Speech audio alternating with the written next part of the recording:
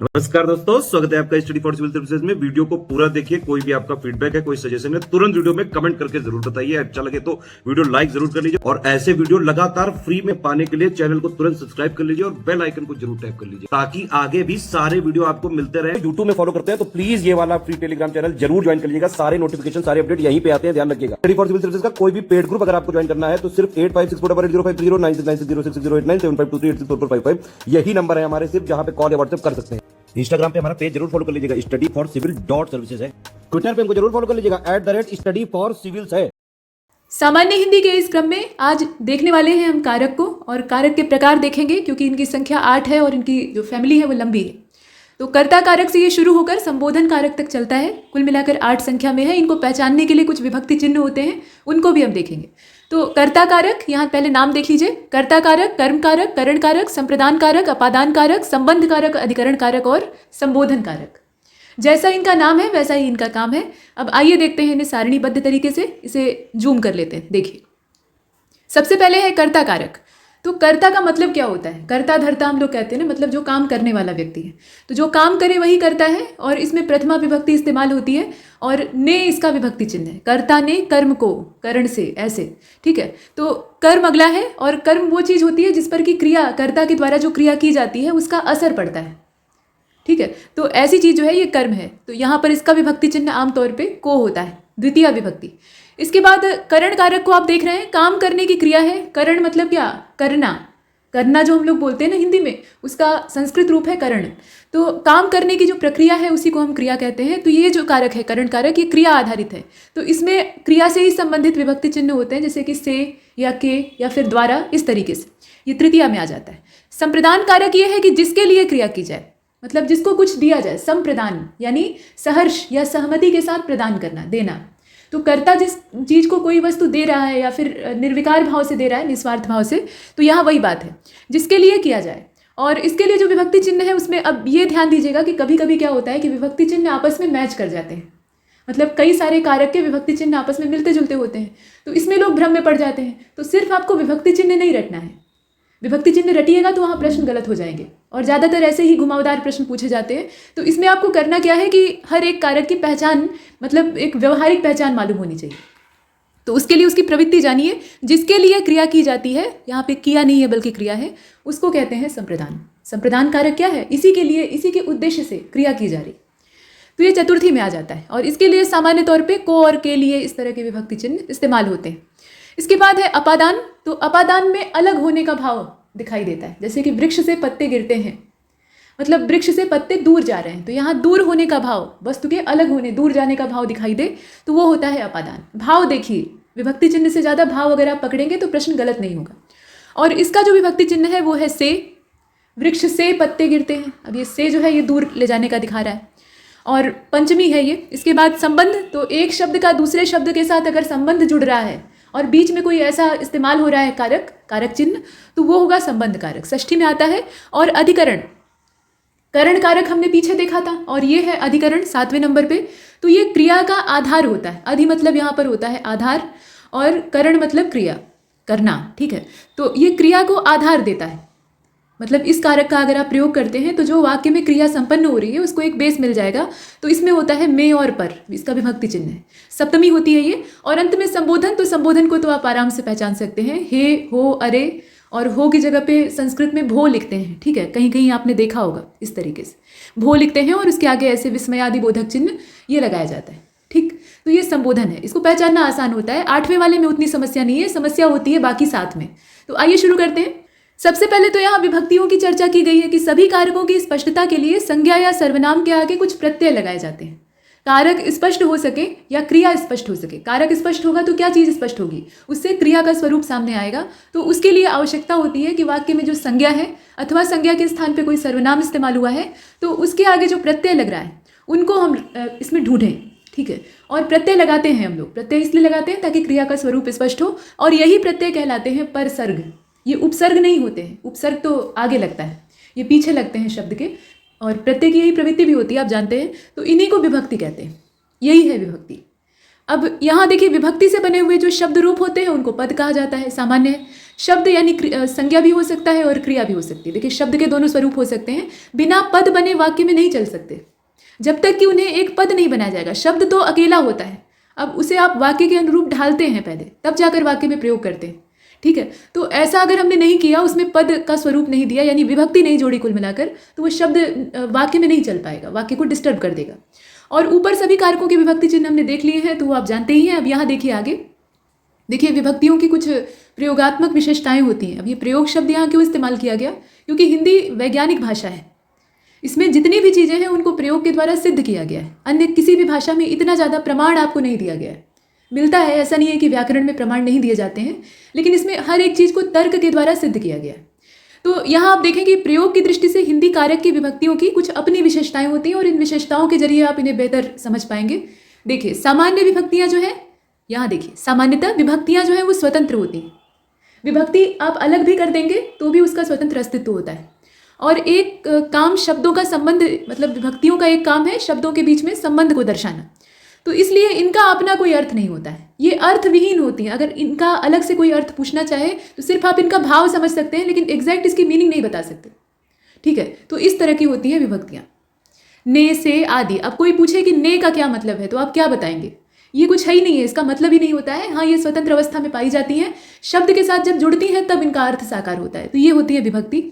और हिंदी की विभक्तियों में विशेष रूप से सर्वनामों के साथ प्रयुक्त होने पर, जैसे मान लीजिए संज्ञा के साथ प्रयुक्त हुई और कुछ विभक्तियां जो हैं वो सर्वनाम के साथ इस्तेमाल हुई, तो सर्वनाम के साथ प्रयुक्त होने पर प्राय उनमें विकार उत्पन्न होता है, तो वो तो संज्ञा के साथ जब मिलेंगी तब भी विकार उत्पन्न होगा।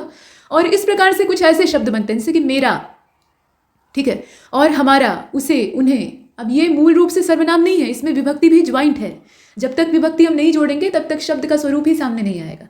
तो ये अपने अलग से कोई अर्थ नहीं रखती हैं, लेकिन ये वाक्य के साथ और शब्द के साथ जब जुड़ती हैं तो उसका सही अर्थ सामने आता है।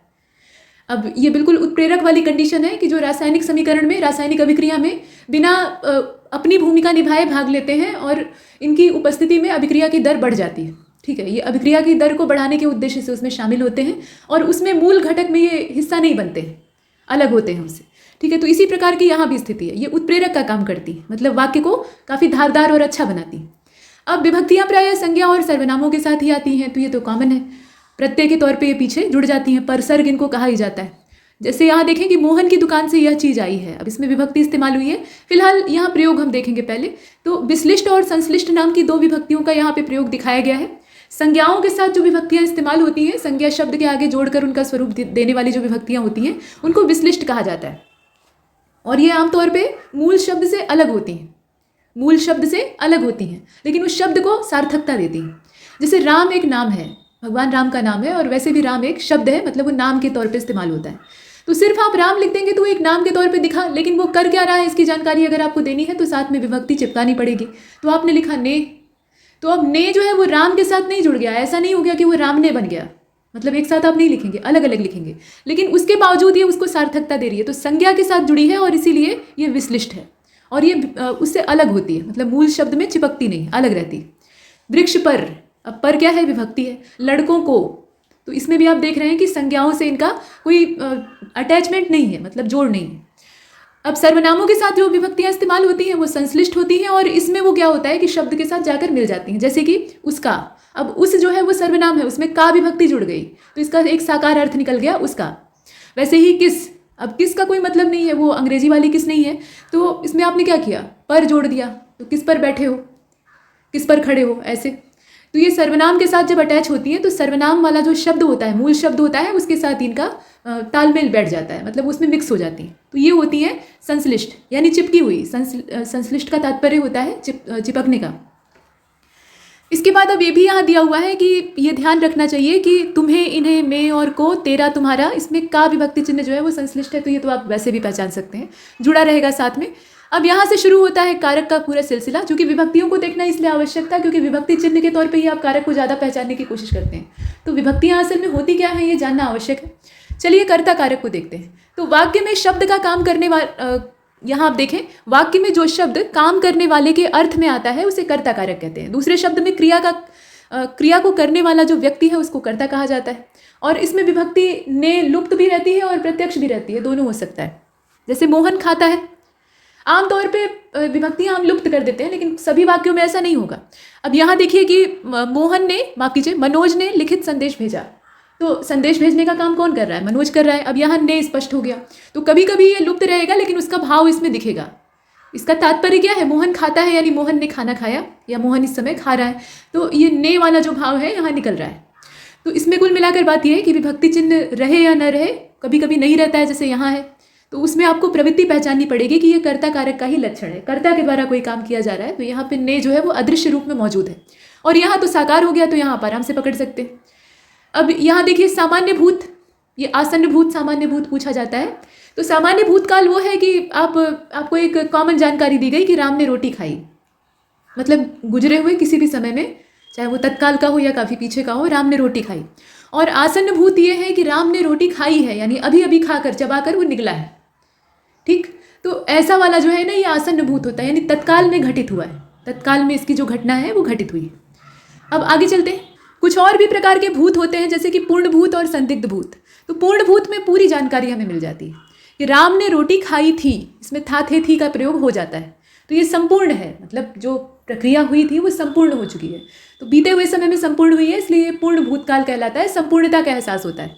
और संदिग्ध वाले में तो आप जानते ही हैं कि संदेह की स्थिति होती है कि पता नहीं खाया था कि नहीं खाया था, तो ऐसे में राम ने रोटी खाई होगी। अब ये भी हो सकता है कि वो न खाया हो या खाई चुका हो, तो आप जानते नहीं हैं, बस अंदाजा लगा रहे हैं, तो वो संदिग्ध है। चलिए अब आगे चलते हैं। कर्ता में, मतलब कर्ता कारक जो है उसमें ने विभक्ति चिन्ह का प्रयोग कहाँ नहीं करते हैं? तो वर्तमान और भविष्य कालों की जो क्रिया होती है उसमें कर्ता के साथ ने का प्रयोग नहीं होता है। जैसे गोपी जाता है, गोपी जाएगा। अब ये दोनों जो है, मतलब एक वर्तमान का है, दूसरा भविष्य का है, तो अगर आप यहाँ लिख दें गोपी ने जाता है, यहाँ ने का भाव तो है, लेकिन ने को अगर लगा देंगे तो वाक्य आपका खराब हो जाएगा। वैसे ही गोपी ने जाएगा, अब गोपी ने जाएगा ये वाक्य गलत है, तो वर्तमान और भविष्य काल वाली स्थिति में ऐसा प्रयोग नहीं करेंगे। और भी कई परिस्थितियां होती हैं जिसमें कि हम ने का प्रयोग, मतलब विभक्ति चिन्ह नहीं लगाते, जैसे बकना, बोलना, भूलना। अब ये जो क्रियाएं हैं ये यद्यपि देखा जाए तो सकर्मक नहीं है, ये कैसी है? अकर्मक है। फिर भी इसमें जो सामान्य आसन्न और पूर्ण संदिग्ध भूतकाल वाली स्थिति है, कर्ता के साथ ने का चिन्ह नहीं इस्तेमाल करेंगे। जैसे वह गाली बका, अब वह ने गाली बका, अब ये सुनने में भी अटपटा लग रहा है, तो यहाँ ने का भाव तो है ही है, क्योंकि गाली जो है वो वह नाम, मतलब वह अर्थात कोई व्यक्ति है, तो उसके द्वारा बकी गई है, वो गालियाँ दे रहा है, तो कर्ता वो है। यहाँ कर्ता कारक का प्रत्यक्ष उदाहरण दिखाई दे रहा है, लेकिन ने नहीं है, तो ऐसे भी कंडीशन में जो ने शब्द है, मतलब विभक्ति है, वो लुप्त हो जाएगी। और भी है, जैसे वह बोला, वह मुझे भूला, तो यहाँ पर कर्ता कौन है? वह है, तो ने विभक्ति चिन्ह नहीं है, उसके बावजूद ये कर्ता कारक है। इसके बाद आप कर्ता में को का प्रयोग देखिए, तो विधि क्रिया यानी चाहिए इत्यादि जो है, और संभाव्य भूत जो होता है, यानी जाना था, करना चाहिए था, ये ऐसा। तो इस कंडीशन में कर्ता को के साथ आता है, जैसे कि राम को जाना चाहिए। अब यहाँ देखिए, यहाँ आपका जो विभक्ति वाला रटंत विद्या है वो काम नहीं कर रहा है, ने गायब है यहाँ से, लेकिन यहाँ पर है को, तो राम को जाना चाहिए। अब राम जो है वो करता है, जाना उसी को है, तो इसलिए यहाँ पर ये कर्ता कारक का ही पहचान दिखाई दे रहा है। राम को जाना था या जाना चाहिए था, तो यहाँ को आया और वो ने का स्थान ले लिया है। इसके बाद जो सेकंड है वो है कर्म कारक। अब ये जो है, इसमें देखिए कि जो संज्ञा या सर्वनाम है उस पर क्रिया का प्रभाव पड़ता है। वाक्य की पहचान यही है कि संज्ञा या सर्वनाम जो कि वाक्य का नेतृत्व कर रहे हैं उस पर क्रिया का प्रभाव पड़ता है, और इस कंडीशन में वहाँ पर होता है कर्म कारक। तो वाक्य को पढ़कर पहले यही जानने की कोशिश करिए। जैसे कि माँ बच्चे को झुला रही है, अब इसमें माँ जो है वो करता है और कर्म कौन है? बच्चा, जिसको कि झुला रही है, मतलब झूले पर झुला रही है, तो इसका प्रभाव किस पर पड़ रहा है? बच्चे पर पड़ रहा है। तो यहाँ कर्म मौजूद है, और कर्म मौजूद है तो एक बार विचार कर लेना चाहिए कि वो कर्म कारक तो नहीं है, और यहाँ बेशक है। यहाँ जो को विभक्ति चिन्ह है, देखिए आप पीछे भी जो कर्ता कारक था उसमें भी को था, लेकिन को के आधार पर आप चुनेंगे तो फिर कर्म कारक बता देंगे और वो गलत हो जाएगा, इसीलिए पहचान देखिए। तो भाव यहाँ पे कुल मिलाकर ये है कि संज्ञा या सर्वनाम पर क्रिया का प्रभाव पड़ता है, और कुल मिलाकर कर्ता द्वारा किए गए कार्य का किसी एक चीज पर प्रभाव पड़ता है। तो यहाँ माँ करता है और वो बच्चे को झुलाने की क्रिया कर रही है, और उसका प्रभाव बच्चे पर पड़ रहा है, यानी यहाँ कर्म कौन है? बच्चा है, तो इसलिए यहाँ कर्म कारक होगा, और को विभक्ति चिन्ह भी इसको सार्थक करता है। अब इसके बाद देखिए, राम ने रावण को मारा, ठीक है। अब यहाँ देखिए आपकी ने है विभक्ति चिन्ह, तो इससे कर्ता कारक हो जाएगा? नहीं, यहाँ पर कर्म भी मौजूद है, यानी राम ने धनुष पर बाण चढ़ाया और रावण की नाभि में तीर मारा, तो इसका प्रभाव किस पर पड़ा? रावण पर पड़ा, वो मर गया, है ना। तो यहाँ कर्म जो है वो रावण है, कर्म मौजूद है और उसको यहाँ पर टारगेट बनाया गया है, यानी कर्ता के काम का प्रभाव कर्म पे पड़ रहा है, तो यहाँ भी कर्म कारक होगा। विभक्ति चिन्ह से ज़्यादा उसके तरीके को देखिए, पहचान देखिए। और देखिए, मोहन पुस्तक पढ़ता है, अब यहाँ पर न तो ने है न को है, सब लुप्त है, गायब है। तो ऐसे में आप बैठ न जाइएगा, इसको ध्यान से देखिए इसके भाव को। मोहन पुस्तक पढ़ रहा है।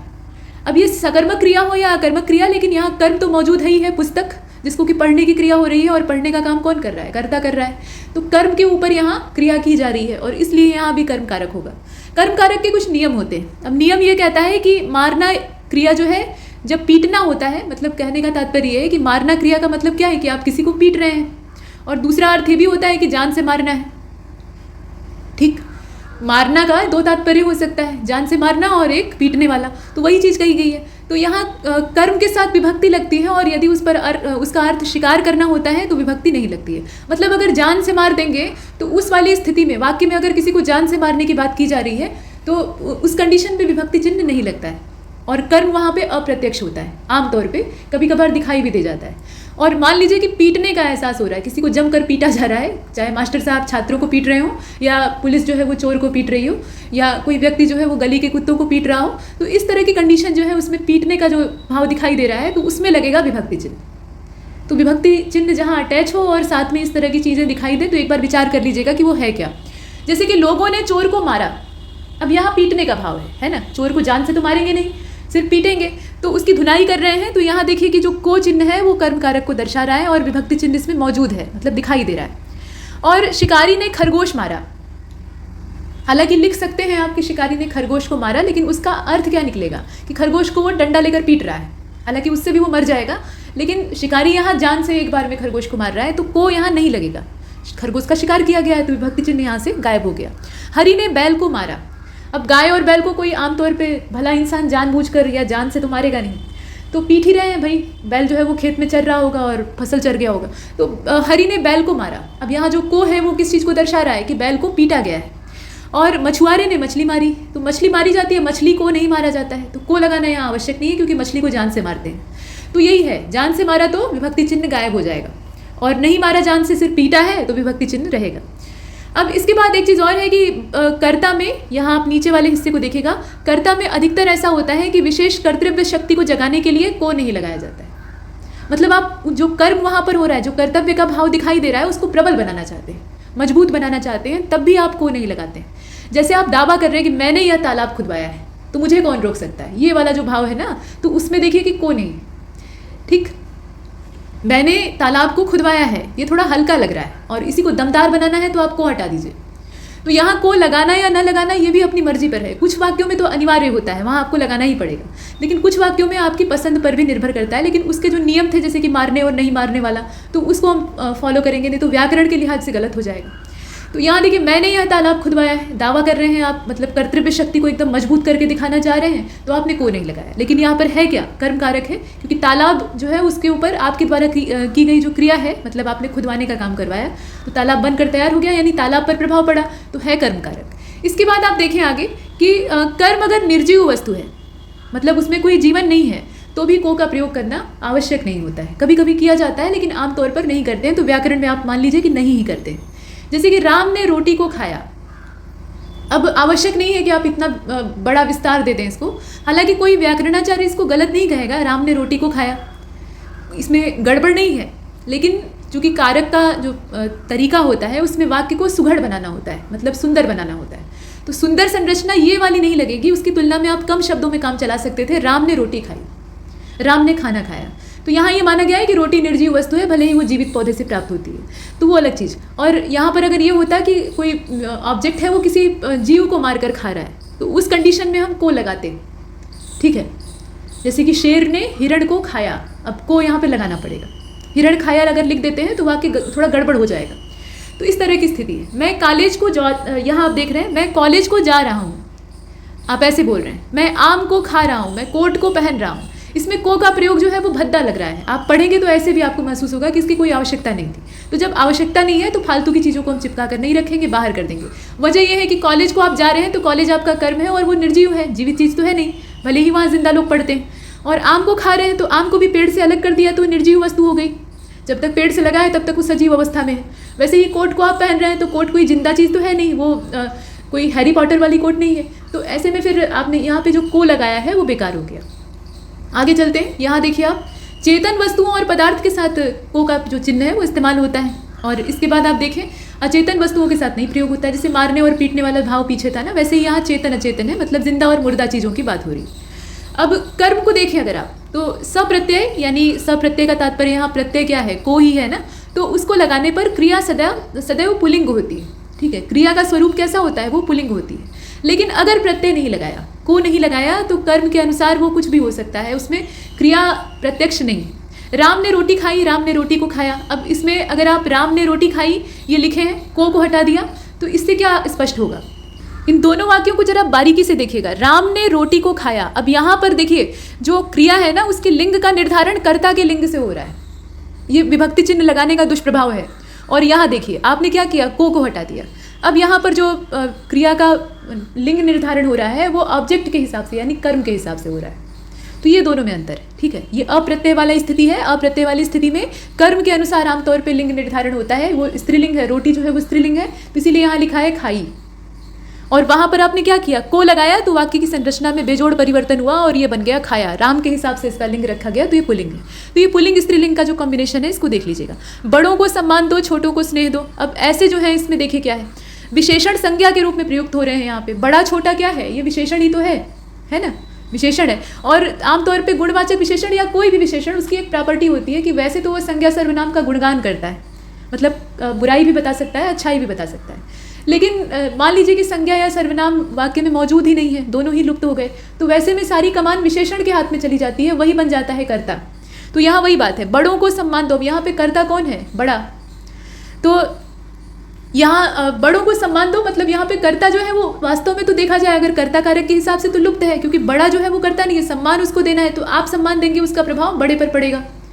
तो इस तरह की स्थिति है। लेकिन कुल मिलाकर बात यह है कि विशेषण यहाँ संज्ञा का काम कर रहा है। विशेषण के लिहाज से अगर देखा जाए, जहाँ पर संज्ञा होनी चाहिए थी वहाँ पर क्या है, विशेषण है।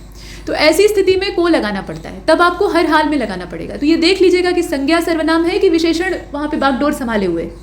इसके बाद करण कारक को आप देखिए, ये जो है इसमें किसी जिस वस्तु की सहायता से या जिसके द्वारा कोई काम किया जाता है उसको इस रूप में रखते हैं। मतलब करण कारक असल में क्या होता है, किसी वस्तु की सहायता से या किसी चीज़ के द्वारा अगर कोई काम संपन्न हो रहा है तो उसे हम कहते हैं कि ये करण कारक है। जैसे कि हम आँखों से देखते हैं, हम बल्ले से खेलते हैं, हम मुंह से खाते हैं, नाक से सांस लेते हैं। तो यहाँ पर क्या है, किसी एक ऑब्जेक्ट के माध्यम से काम संपन्न होने का भाव दिखाई दे रहा है। आँख जो है वो माध्यम है जिसके सहारे हम देख पाते हैं।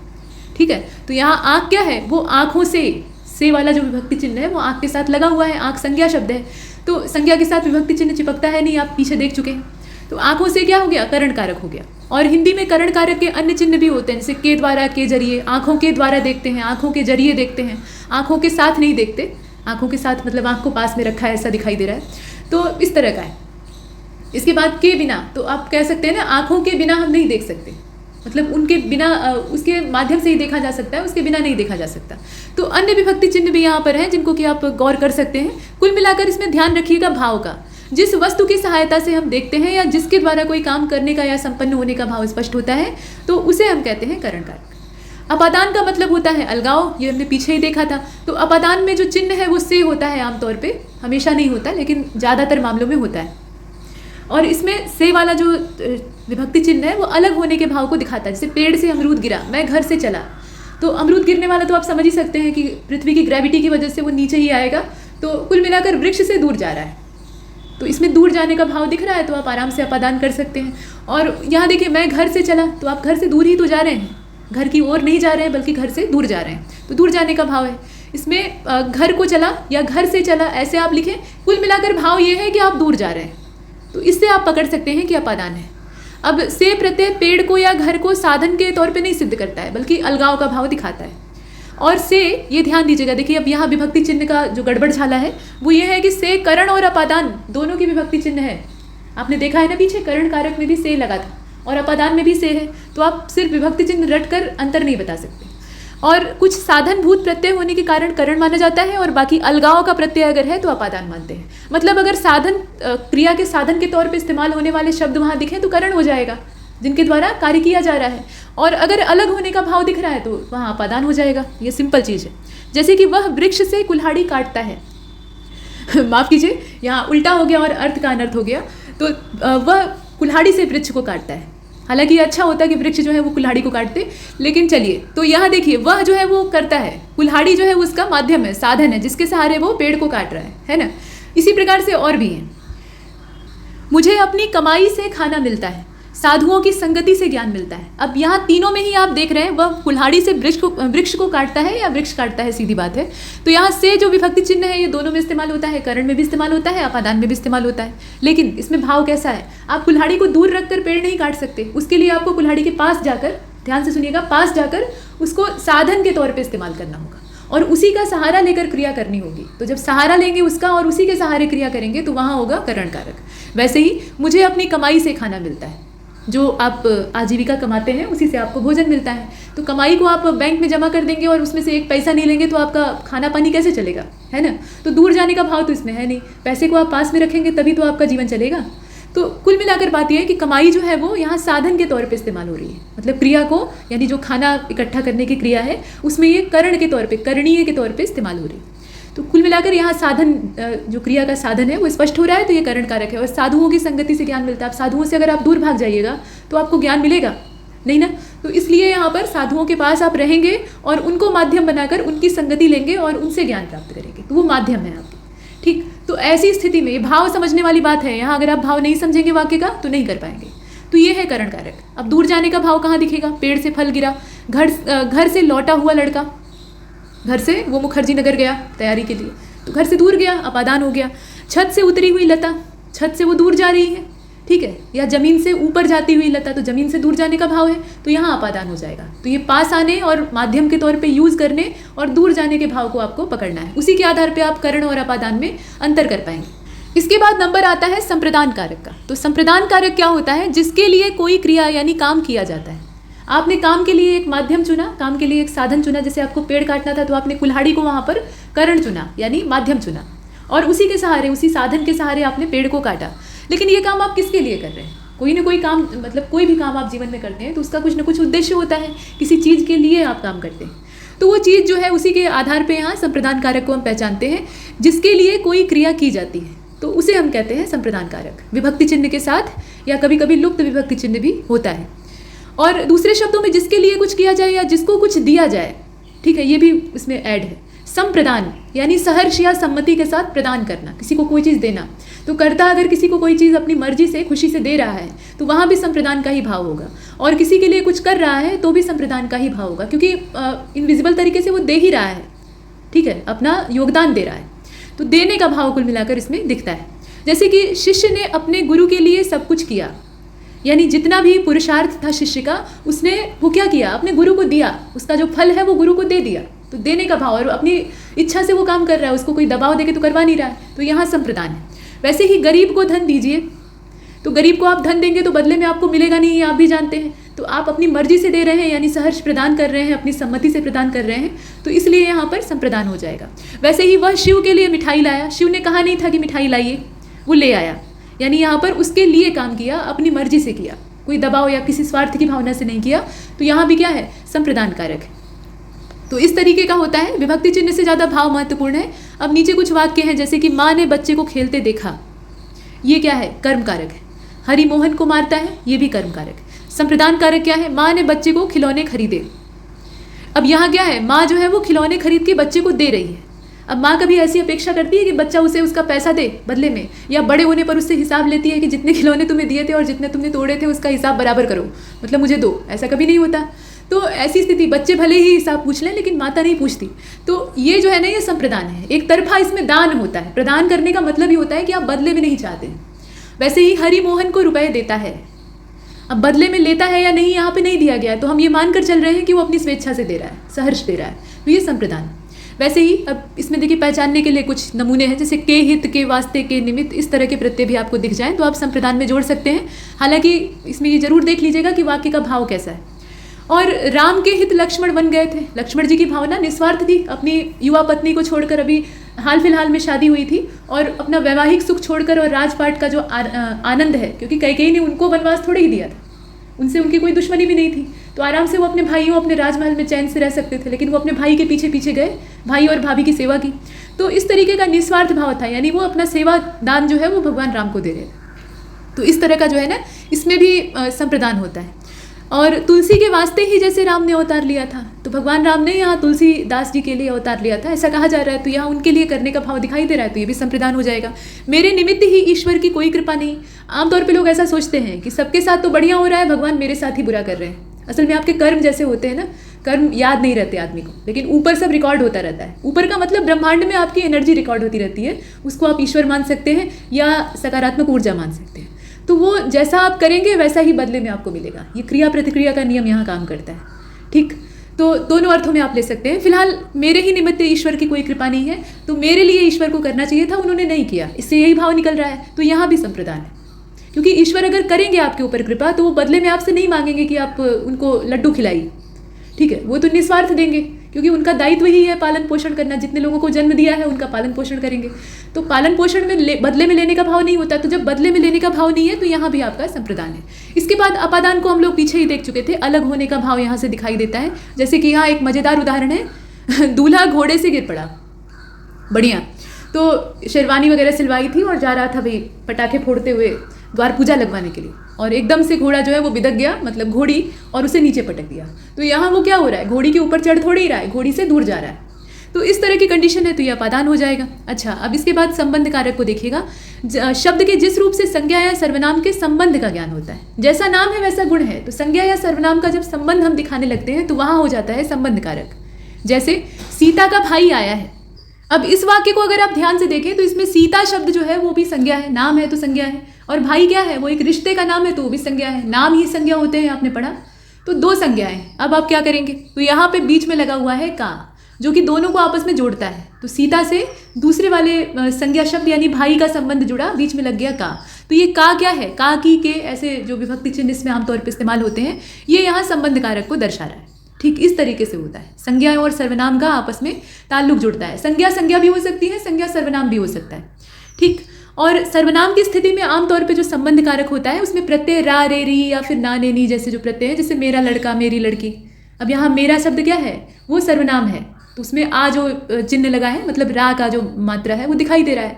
वैसे ही लड़का शब्द जो है वो भी संज्ञा है, तो दोनों को आप आपस में जोड़ना है। वैसे ही मेरी लड़की, संबंध जोड़ने का काम यहाँ पर हो रहा है। तुम्हारा घर, तुम्हारी पगड़ी, अपना भरोसा, अपनी रोजी, ऐसे जो शब्द है ना, ये संबंध कारक में आते हैं। मतलब सर्वनाम संज्ञा का संबंध दर्शा सकते हैं, संज्ञा संज्ञा का संबंध दर्शा सकते हैं, या फिर हो सकता है कि सर्वनाम का सर्वनाम से संबंध दर्शाएं। तो संबंध दर्शाना इनका काम होता है। इसके बाद अधिकरण कारक क्या है, तो क्रिया का आधार हमें इससे पता लगता है। और दूसरे शब्दों में अगर हम देखें तो क्रिया के आधार को सूचित करने वाली जो संज्ञा या सर्वनाम होती है, मतलब संज्ञा होती है या फिर सर्वनाम होता है, उसको, उसके स्वरूप को हम कहते हैं अधिकरण कारक। जैसे इसमें पहली चीज़ तो यह है कि विभक्ति चिन्ह जो है वो मैं और पर दोनों होता है, इसको ध्यान दीजिएगा। जैसे मोहन मैदान में खेल रहा है। अब खेलने की क्रिया कहाँ पर हो रही है ये इससे पता लग रहा है, यानी क्रिया का आधार मालूम हो रहा है। खेल रहे हैं तो वो अंतरिक्ष में जाकर तो नहीं खेल रहे हैं, मैदान में खेल रहे हैं। या मोहन स्टेडियम में खेल रहा है, तो वो है तो मैदान ही, लेकिन वो कैसा है, उसका स्वरूप स्टेडियम का है। तो यहाँ क्रिया के आधार का पता लग रहा है। तो जो वाक्य का भाव है उसको पहचानिए, क्रिया कौन से स्थान पर हो रही है या किस परिस्थिति में हो रही है, ये चीज़ इससे पता लगती है। तो मैदान पर खेल रहा है या मैदान में खेल रहा है, में और पर जो है वो दोनों यहाँ पे इस्तेमाल होती है। यहाँ आप देख रहे होंगे मैं लिखा है, वो में होगा, ठीक है, में ही होगा। तो मैदान में खेल रहा है। सोहन छत पर खेल रहा है, खेल तो वो भी रहा है, क्रिया वहाँ भी हो रही है। लेकिन अगर ये कह दिया जाए कि सोहन खेल रहा है, तो आपको सिर्फ इतना मालूम होगा कि इस समय वो खेल रहा है। लेकिन अगर आप ये बता देते हैं कि सोहन छत पर खेल रहा है, तो हो सकता है कि आप छत पर चढ़कर उसके साथ जाएं खेलने के लिए। यानी क्रिया की स्थिति और उसकी अवस्था का पता इससे चला, आधार पता लगा। तो इसीलिए इसको कहते हैं अधिकरण, ठीक है, ये अधिकरण कारक है। अब इसके बाद आगे चलते हैं। देखिए अंतिम यहाँ पर है, और उससे पहले अधिकरण में कुछ वेराइटी है जिनको कि देख लीजिए। जैसे कि कभी कभी में के स्थान पे पर और पर के स्थान पर में का इस्तेमाल हो जाता है। जैसे तुम्हारे घर पर 4 आदमी हैं। अब ये हम लोग बोल देते हैं हम घर पर ही हैं, तो अब यहाँ कायदे से तो हमें कहना चाहिए कि हम घर में हैं, क्योंकि घर के ऊपर आप क्या कर रहे हैं, या तो आप छत पे हो। तो कुल मिलाकर बात यह है कि तुम्हारे घर पर 4 आदमी हैं। यहाँ कहना चाहिए था घर में। तो ये वाक्य की अशुद्धि है, लेकिन आमतौर पे इस्तेमाल हो जाती है। दुकान पर कोई नहीं था। आप दुकान की छत पे तो बैठेंगे नहीं, दुकान के अंदर बैठेंगे तभी तो सामान बेचेंगे। तो दुकान में कोई नहीं था, कहना ये चाहिए। ये सब वाक्य की अशुद्धियाँ हैं। तो अगर आपको वाक्य शुद्ध करने के लिए कभी दे दे तो आप ऐसे कर सकते हैं, इसके आधार पर पहचान कर सकते हैं। मान लीजिए आपको यही वाक्य दे दिया और पूछा कि कैसी अशुद्धि है, तो आप कहिएगा कि कारक संबंधी अशुद्धि है, ये अधिकरण कारक की गलती है। मतलब उसको गलत तरीके से इस्तेमाल किया गया है, उसके लिए जो विभक्ति चिन्ह था उसको यहाँ पर गलत तरीके से यूज़ किया गया है।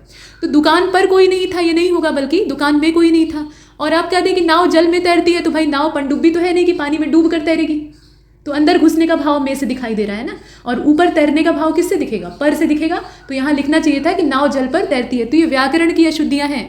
और इसके बाद आप देखिए कि कभी कभी अधिकरण कारक की विभक्तियों का भी लोप हो जाता है, वो भी गायब हो जाती है। जैसे वह संध्या समय गंगा किनारे जाता है, ठीक है, वह संध्या समय गंगा किनारे जाता है। तो जा रहा है ये क्रिया है, और कहाँ पर जा रहा है? क्रिया की स्थिति मालूम हो रही है कि गंगा के तट पे।